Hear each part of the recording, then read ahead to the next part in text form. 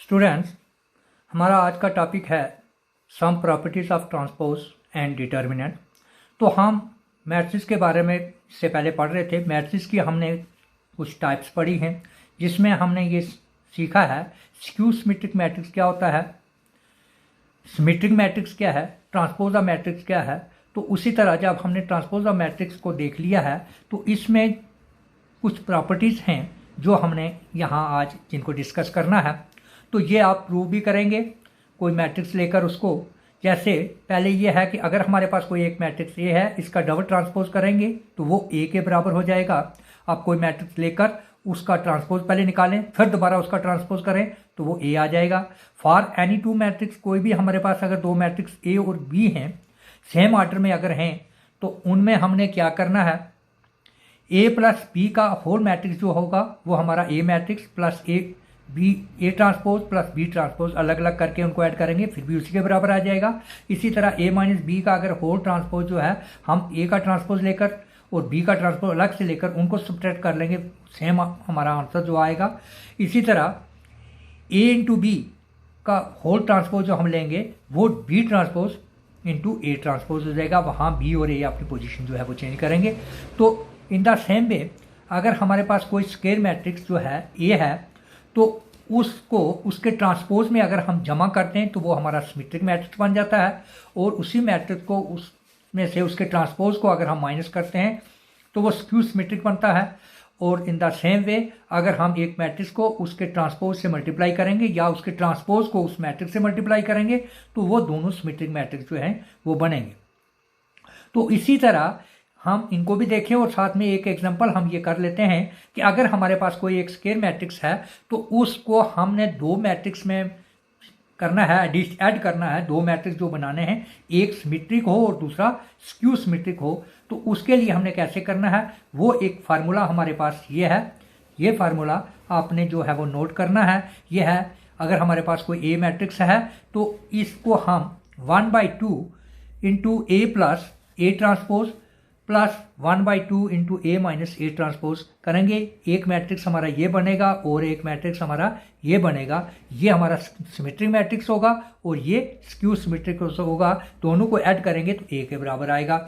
तो इस एग्जाम्पल को हम यहाँ करेंगे। तो सपोज हम एक मैट्रिक्स ए ले लेते हैं जिसके ये नंबर हमारे पास हैं। इस सिस्टम में कोई नंबर हमारे पास लिखे हैं, एक मैट्रिक्स वो ए है।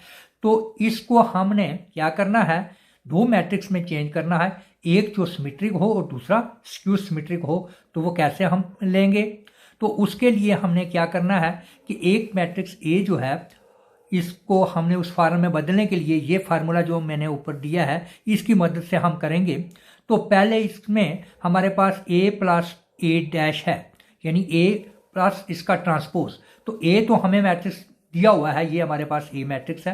अब पहले हम इसका ट्रांसपोज ले लेते हैं। ये ए मैट्रिक्स हो गया, इसका ट्रांसपोज आपको पता है, रो और कॉलम को इंटरचेंज करते हैं। यहाँ रो और कॉलम को इंटरचेंज किया है, फर्स्ट रो को फर्स्ट कॉलम बना दिया, सेकंड रो को सेकंड कॉलम और थर्ड रो को थर्ड कॉलम। ये हमारे पास ये क्या हो गया, इसका ट्रांसपोज आ गया। अब हमने क्या करना है, इन दोनों को ऐड करेंगे, ए प्लस ए डैश। तो हमने इन दोनों मैट्रिक्स को ये लिखा और ऐड किया, तो ये इसका आंसर हमारे पास ये मैट्रिक्स बन गया। और इसी तरह अब हमारे फार्मूला में क्या है कि 1/2 इन दोनों का जो एडिशन है उसका हाफ लेंगे। तो अब ए इनको हाफ करके ये जो हमारे पास एक चीज़ बनेगी, इस मैट्रिक्स का हम पूरे का एक नाम ले लेते हैं, नाम रख लेते हैं। वो मान लेते हैं कि हमारे पास उसका नाम क्या है, वो पी है। तो पी मैट्रिक्स को हम मान लेते हैं 1/2 ए प्लस ए डैश। तो ये चीज़ किसके बराबर आएगी, 1/2 ए मैट्रिक्स हमें पता है वो हमने लिख दिया, ए डैश हमने निकाला है वो ये लिख दिया। यहाँ पर इनको ऐड किया, ऐड करने के बाद ये इसका हाफ ले लिया, ये ऐड करके हमने ये किया, ए प्लस ए डैश को ऐड किया है, ये है। तो इसका हाफ करेंगे, 1/2 को इससे मल्टीप्लाई करेंगे।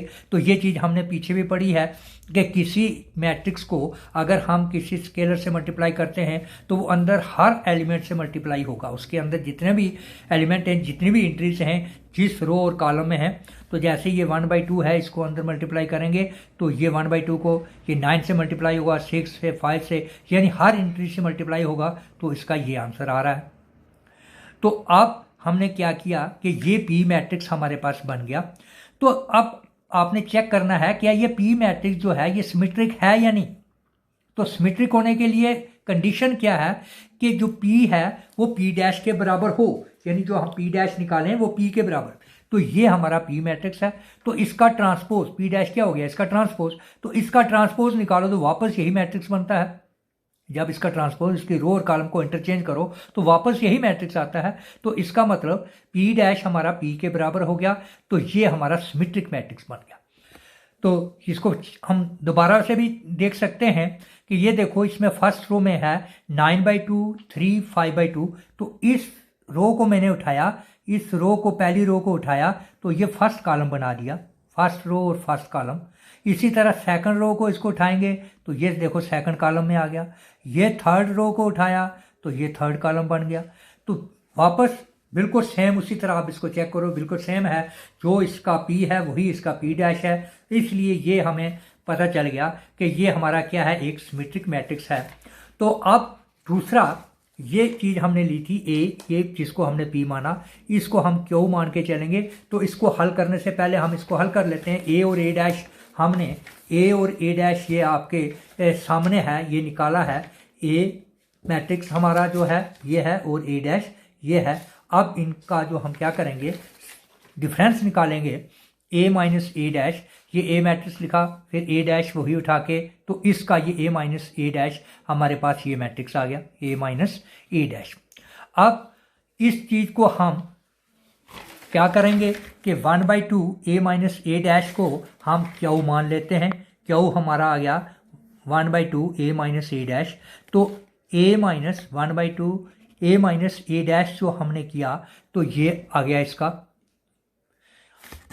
ए माइनस ए डैश हमने ये किया हुआ है, इसको 1/2 से मल्टीप्लाई कर रहे हैं या 1/2 इंटू दिस वन। तो अब आपका आंसर ये आ गया। अब देखो कि ये चीज़ हमारी क्या है, क्यू है। तो इसका अब हमने क्यू डैश निकालना है, देयरफॉर क्यू डैश।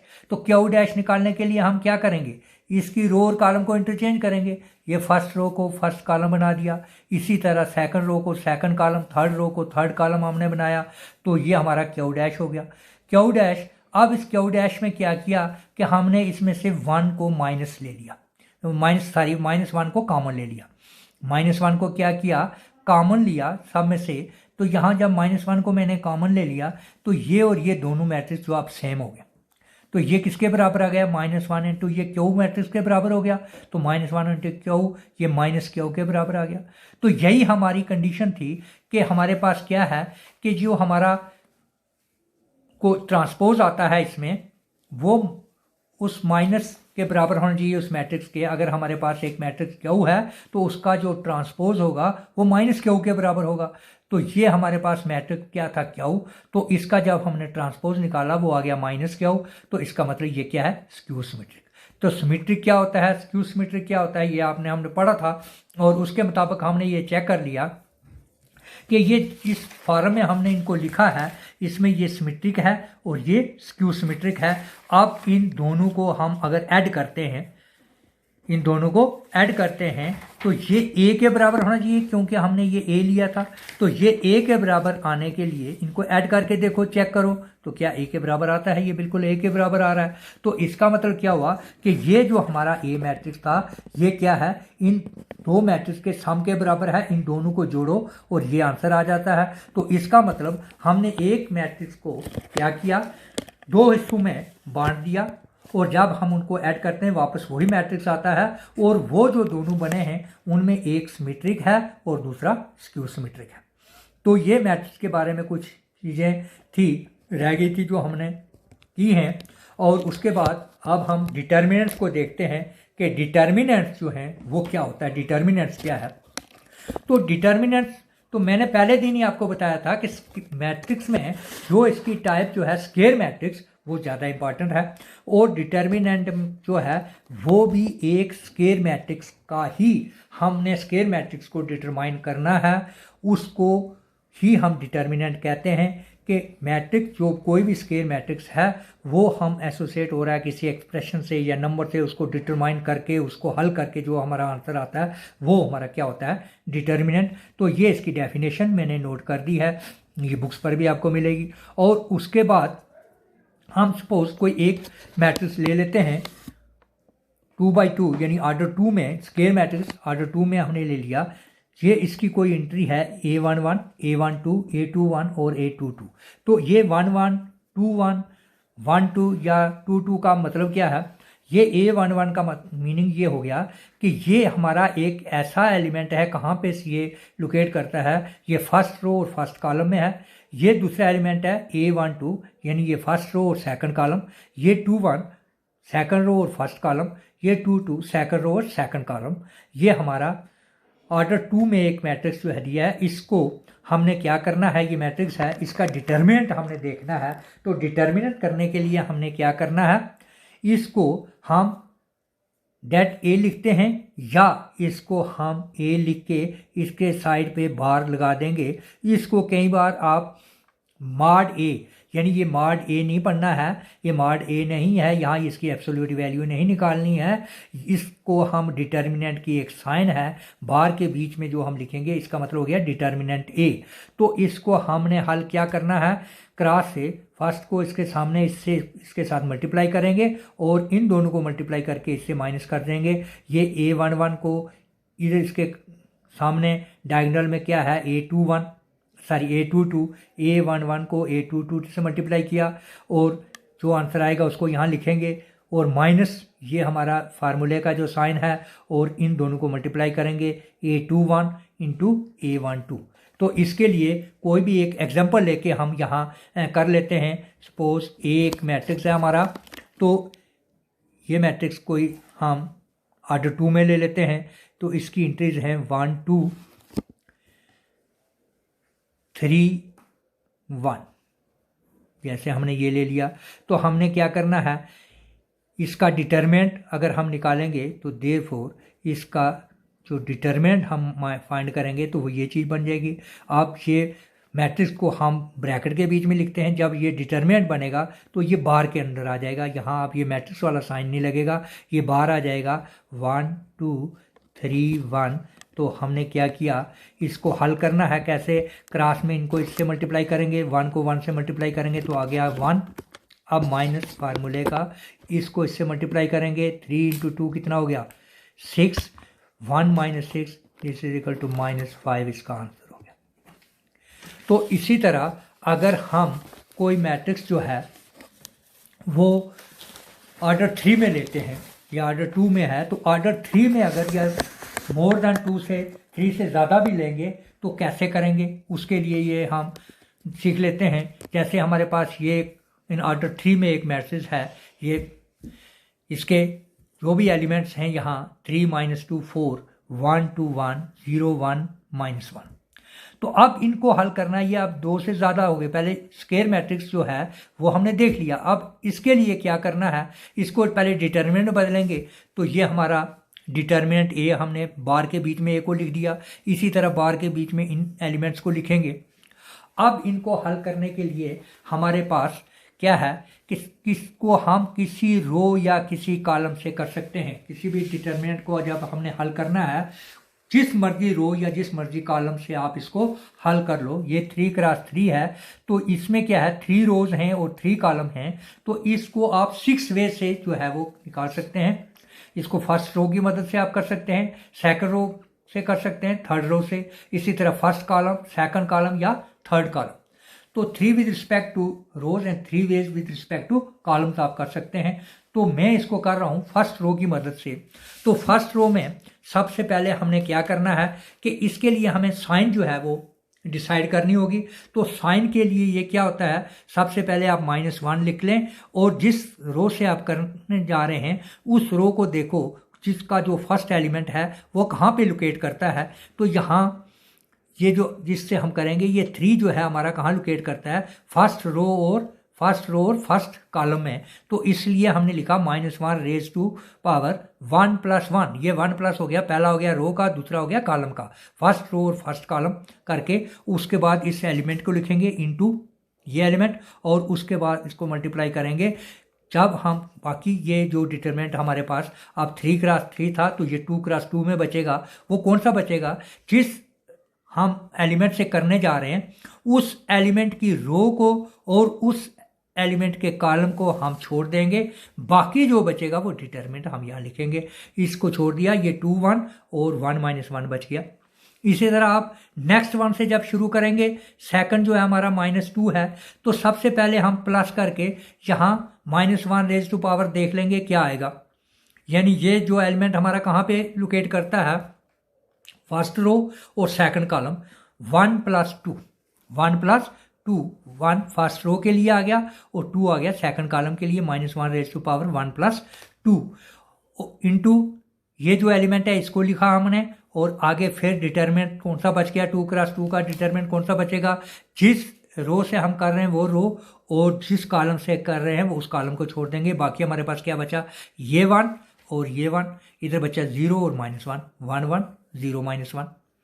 इसी तरह इन द सेम वे अब यहाँ प्लस -1 रेज टू पावर, ये अब 4 वाले से हम करेंगे तो ये कहाँ पे लोकेट करता है, ये फर्स्ट रो और थर्ड कॉलम में। 1 + 3 लिखेंगे, -1 रेज टू पावर 1 + 3 इंटू ये वाला 4 आ गया। आगे डिटरमिनेंट में हमारे पास इस कॉलम को भी छोड़ देंगे, फर्स्ट रो को छोड़ दिया, हमारे पास क्या बच गया, ये 2 1 और 0 1 2 1 सॉरी 1 2 और 0 1 ये बच गया। इसको हमने लिख दिया। अब इसको हमने क्या करना है, सिंप्लीफाई करना है। तो -1 रेज टू पावर 1 + 1 हो गया 2, -1 रेज टू पावर 2 हो गया 1, प्लस का 1 आएगा। यानी इसके लिए आपने ये ज़हन में रखना है कि जब भी इसकी पावर इवन में आएगी वो प्लस होगा, ऑड में आएगी तो -1 हो जाएगा। तो ये इवन में है 1 2, तो ये क्या आ जाएगा प्लस में, ये 1 × 3 3 रहा। इसको हल किया इन द सेम वे जैसे हमने पहले ही मैट्रिक्स को किया, 2 -1 -2 और ये माइनस फार्मूले का 1 × 1 1, ये -2 1 आ गया। इसी तरह इसको हल किया तो ये हमारा -1 आता है, इधर -2 है, -1 और -2 को मल्टीप्लाई करेंगे प्लस का 2 हो जाएगा। यहाँ 1 × 1 1 × -1 और 0 × 1 -0। इसी तरह इसको हल किया तो हमारा क्या आ जाएगा, 4 × 1 -0।